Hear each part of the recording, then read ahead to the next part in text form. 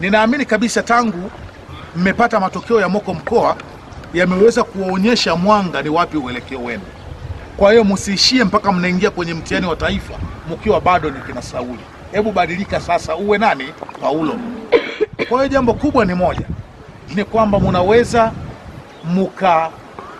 mukabadilika dakika za mwisho. Ninachowaomba kwenu kwanza ushirikiano baina ya mwanafunzi kwa mwanafunzi. Ushirikiano huu ni kuanzia sasa. Leo hii mtakuwa na prepo? Ndio. Mtakuepo hata bwenini. Someni. Nimeeleweka vizuri? Ndio. Someni sana. Msiingiwe na mashaka kupitia huu mtihani. Huu mtihani ni wa kawaida sana. Na msije mkaingiwa na visingizio kwamba mtihani uliahirishwa, mtihani ulifanya hivi. Mtihani huu ni wa kawaida kama ilivyo mitihani mingine. Natumaini vyema kabisa ya kwamba mtakapofanya vizuri basi itakuwa wilaya yetu imeweka kwenye ramani nzuri. Lakini pia pamoja na nyinyi itakuwa mmejiweka kwenye ramani nzuri ya kimaisha na mwendelezo wenu wa masomo. Naeleweka vizuri? Ndio. Yawezekana haijawahi kutokea na si kawaida mkuu wa wilaya kuja kuzungumza na wanafunzi au watainiwa.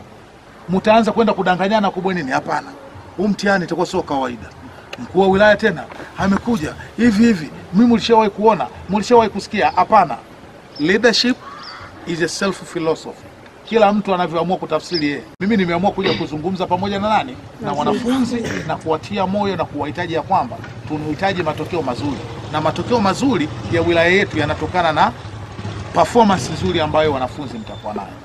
Walimu wamefanya juhudi zao za kutosha kuwapeni mitihani ya majaribio, kufanya revisions, kufanya kila kitu kilichowezekana kupitia mtaalamu ulionao. Kwa ninaamini kabisa ya kwamba mtafanya vizuri na mtaibua kidedea wilaya yetu. Nimehitaji kuzungumza na nyinyi kwa ajili ya kuwahitaji ya kwamba mufanye vizuri kwenye mtihani. Naomba nisichukue muda wenu mwingi, niwaruhusu ili mwende mkafanya maandalizi. Kwa hiyo nimekuja kwa lengo moja tu, kuwatakia heri na fanaka juu ya mtihani wenu wa kidato cha pili siku ya Jumatatu pamoja na mtihani wa kidato cha 4 wiki ijayo siku ya Jumatatu. Nawashukuru sana, ninawapenda sana, niwatakie mtihani mwema.